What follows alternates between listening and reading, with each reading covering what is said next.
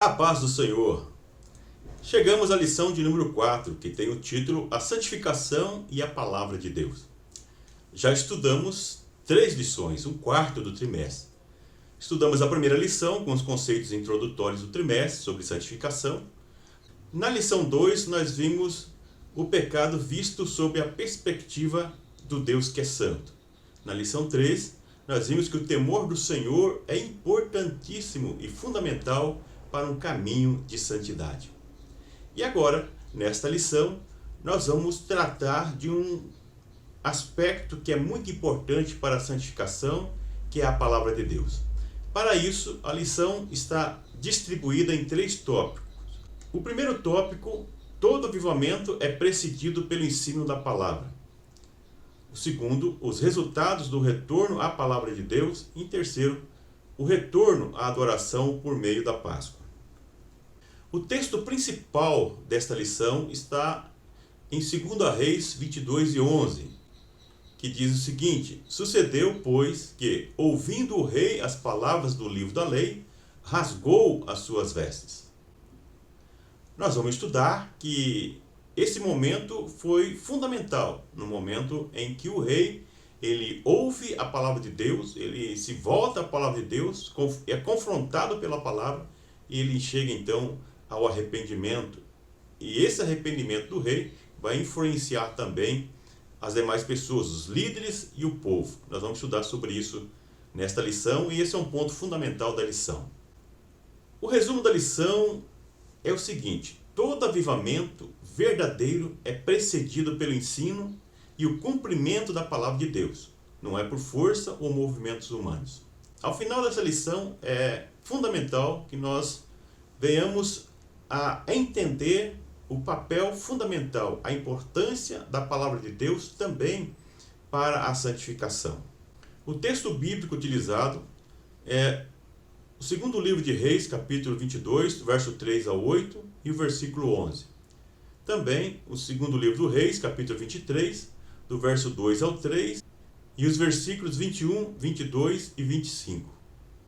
O texto bíblico principal e o resumo da lição já dá a entender que a santidade não tem como ser estudada sem considerar a palavra de Deus, no caso, a Bíblia Sagrada, pois ela é a revelação progressiva de Deus.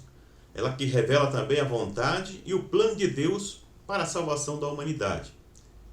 Dessa forma, não tem como você se aproximar de Deus, não tem como você chegar à revelação da salvação de Deus se não for por meio da palavra de Deus.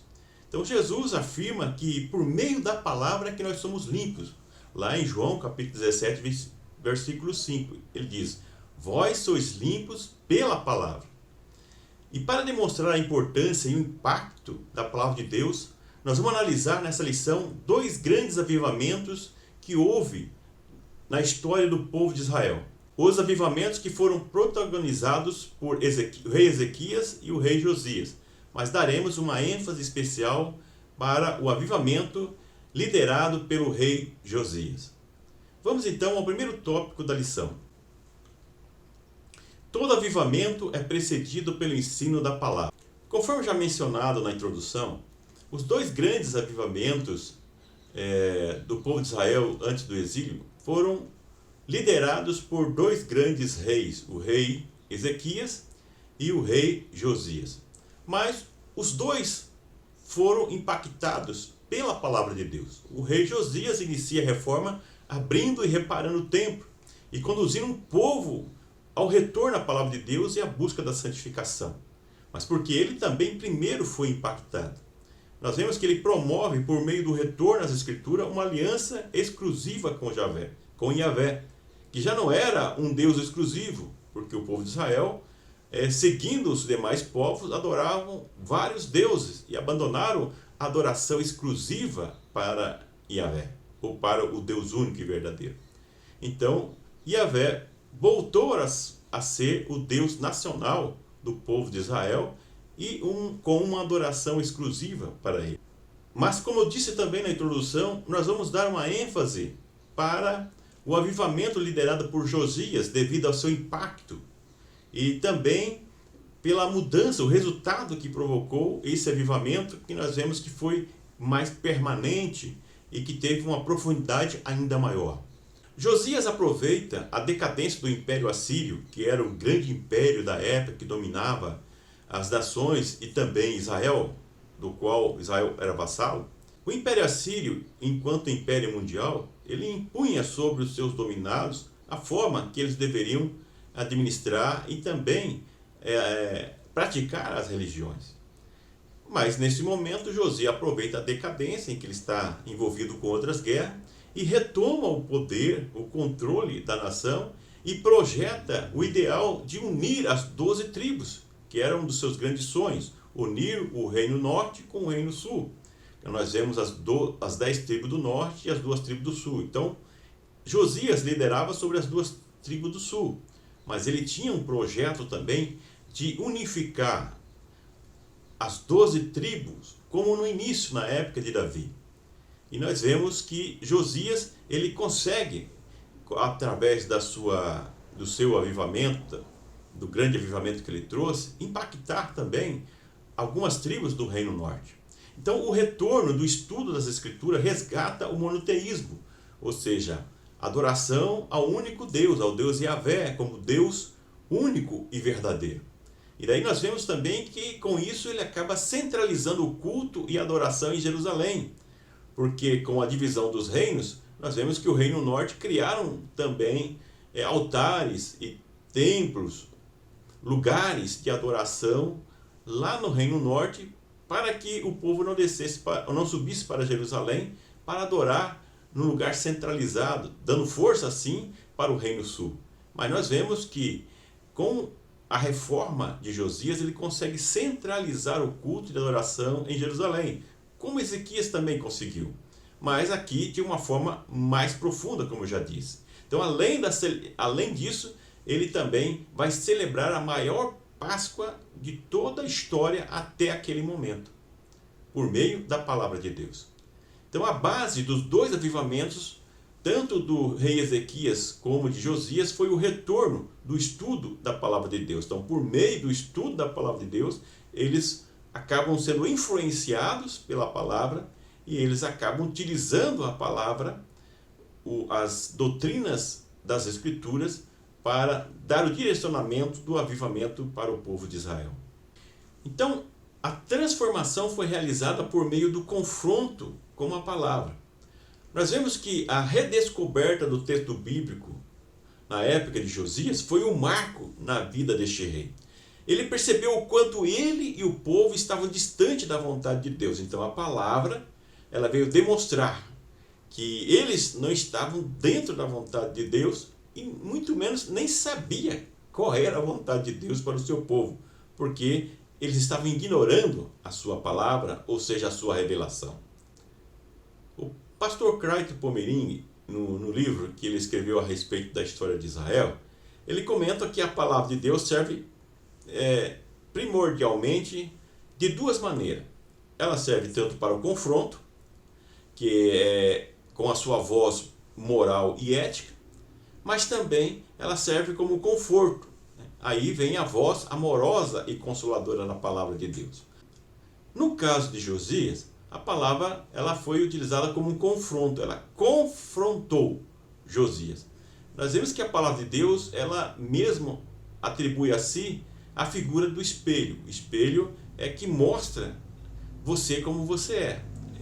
Você olha no espelho para ver como você está, como está a sua aparência, e você procurar corrigir alguma coisa. Quando a palavra de Deus confronta o ser humano, ele acaba verificando como está a sua situação diante de Deus. Foi o que aconteceu com Josias. Então, o primeiro contato de Josias com a palavra foi de confronto. E isso levou ele a fazer, a entender, a saber e buscar fazer a vontade de Deus. Nós vemos que a leitura compromissada da palavra produz arrependimento, que é o terceiro subitem desse tópico. Porque o rei Josias, ao ouvir a palavra, imediatamente rasgou as suas vestes. Foi o texto principal que nós lemos no início deste vídeo. Ou seja, quando ele ouviu a palavra e percebeu que ele estava fora da vontade de Deus e também o povo, ele rasga. Então era um costume daquela época para demonstrar o rei é tomado por uma profunda tristeza e uma consternação, um sinal de arrependimento. Ou seja, naquele momento, aquela tristeza, como diz a palavra, levou o rei a arrepender-se da situação em que ele estava. Então o rei estava triste pela situação que ele e o povo se encontravam diante de Deus. Então o primeiro passo já estava dado, ou seja, reconhecer a situação e se humilhar diante de Deus. Agora, o que era preciso era uma demonstração prática desse arrependimento com a mudança de comportamento. E é isso que nós vemos no segundo tópico, os resultados do retorno à palavra de Deus. No primeiro subtópico, nós vemos a purificação do templo, que nós já citamos anteriormente, aqui nós vamos detalhar um pouco mais. Então Josias havia experimentado, pelo contato à palavra, o poder purificador da palavra, ou seja, ele foi sendo purificado, sendo limpo da palavra, como citamos lá em João. A palavra mostrou a sua situação, ele se arrependeu, reconheceu e se humilhou diante de Deus e foi mudando o seu comportamento. Mas, porém, ele não conseguiria fazer a reforma pretendida se o povo não fosse envolvido e sensibilizado também. Então, era necessário ele envolver a liderança que o assessorava e também o povo, para que houvesse realmente um grande avivamento na nação. Então, ele convoca toda a liderança e o povo para ouvir a palavra de Deus. Isso nós vemos no segundo livro de Reis, capítulo 23, no verso 2. Então, a primeira ação foi a limpeza e a queima de todo o material de idolatria que estava no templo ligado aos deuses. Ou seja, o templo que foi construído para adoração exclusiva a Deus, ao Deus único, ele acabou sendo utilizado para adoração a outros deuses. E lá tinha muito material de idolatria, em especial a Baal e a Azera, que eram os deuses da fertilidade. E nós vemos que no próprio ato de adoração a esses deuses, tinha também o ato sexual, era usado como ritual para adoração a esses deuses, devido a essa atribuição do poder da fertilidade a esses deuses. Acreditavam que esses deuses eram que dava a fertilidade, ou seja, que fazia as plantações, frutificar, nascerem, crescer, frutificar, e também a questão da fertilidade do ser humano, a multiplicação do ser humano. Era atribuído a esses deuses, e não ao Deus único e verdadeiro, ao Deus Yahvé. E também nós vemos que ali a palavra de Deus nos diz, no livro de Reis, que eles também tiraram adoração aos exércitos dos céus, ou seja, estavam relacionados aos astros, ao sol, à lua, às constelações, que eles passavam a adorar também, influenciado por outros povos, em especial ao povo assírio e a Babilônia, que impunha sobre o povo essa adoração aos astros, e eles passaram a fazer isso. Então, com a volta à palavra, ele então percebe que tudo isso estava distanciando o povo de Deus. Eles fazem essa limpeza de todo o material que estava ligado à idolatria, em especial ao deus Baal e a Azera, ao culto da fertilidade. É importante ressaltar que a reforma de Josias envolveu muitas ações pessoais dele. Ele tomou a frente, ele foi pessoalmente para tomar muitas ações para fazer essa limpeza na nação de Israel.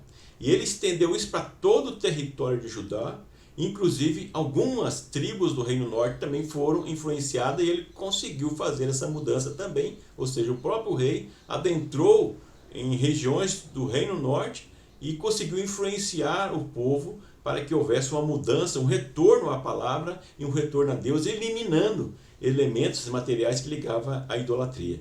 Então, Josias tirou todas as casas dos altos que havia na cidade de Samaria, diz o texto, em 2 Reis, no capítulo 23, no verso 19, e que os reis de Israel tinham feito para provocar a ira ao Senhor, diz o texto bíblico. Ou seja, ele foi eliminando tudo, as casas de adoração, os postes ídolos, a sombra, onde eles faziam altares na sombra das árvores, era uma forma de adorar a influência a esses deuses da fertilidade que eu comentei.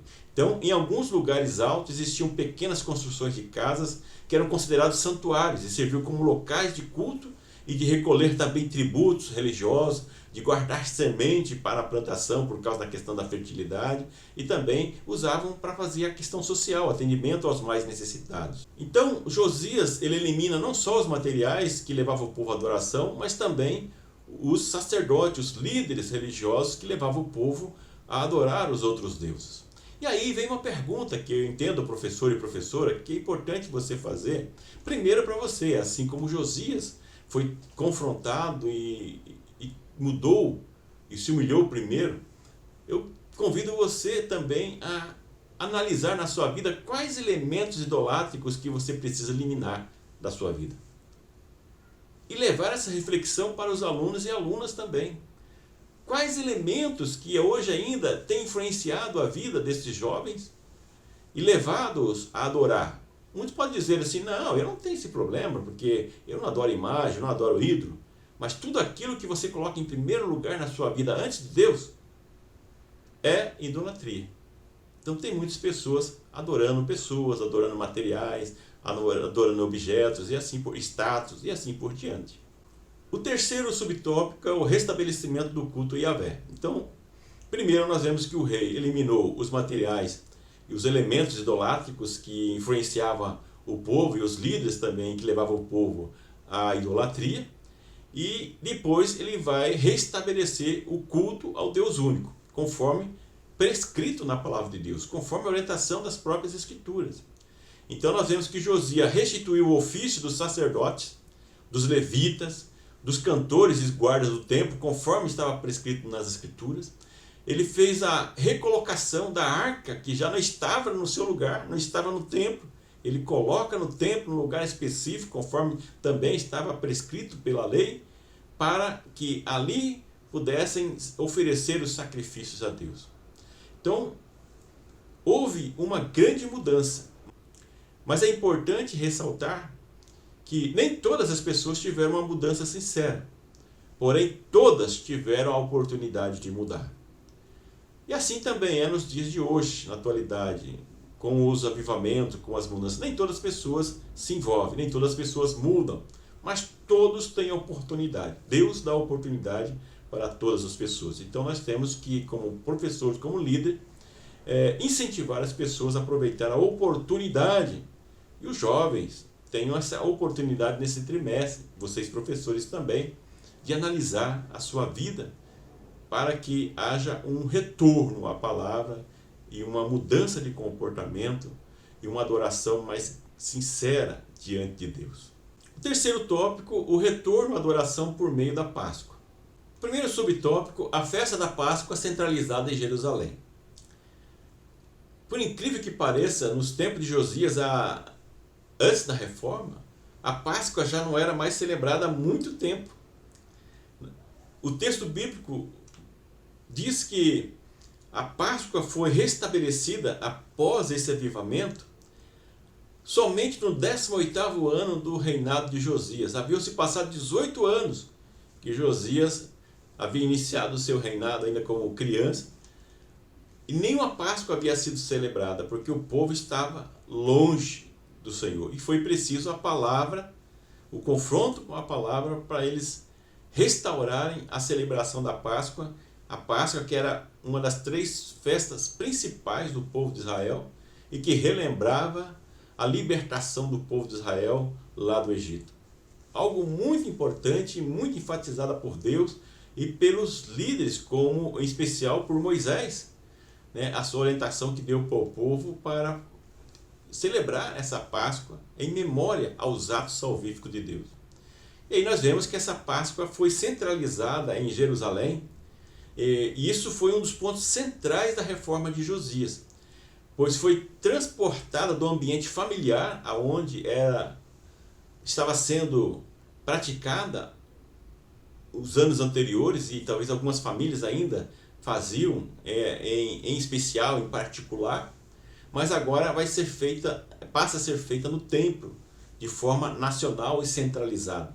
Então, a Páscoa é transformada em um evento nacional e com a necessidade de peregrinação a cada ano dos povos que estavam descentralizados, longe de Jerusalém, inclusive as pessoas que faziam parte das 12 tribos de Israel.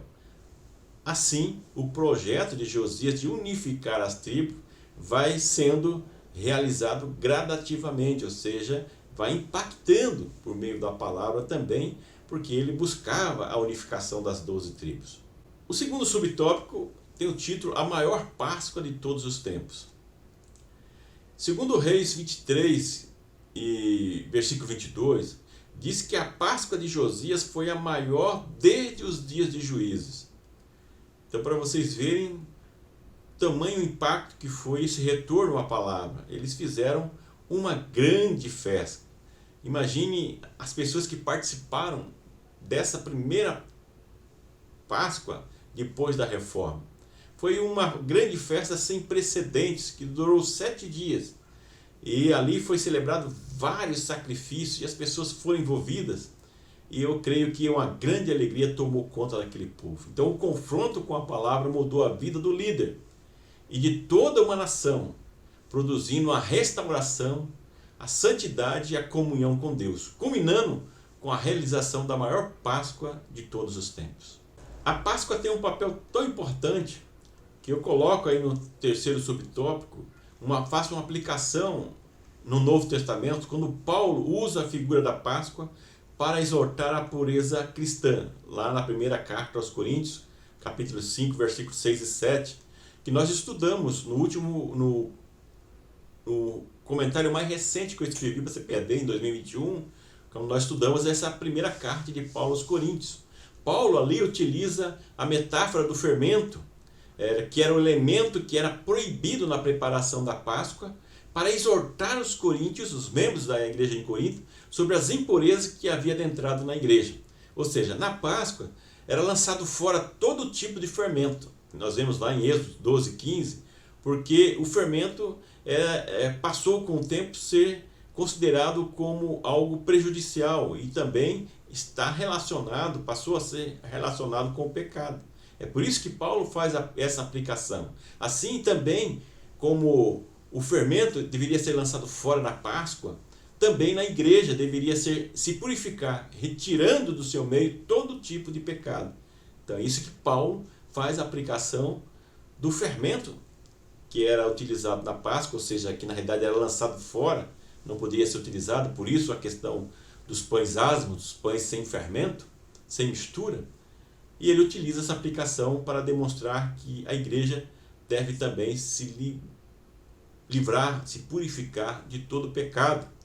Então a Páscoa passa a ter um novo sentido para os cristãos.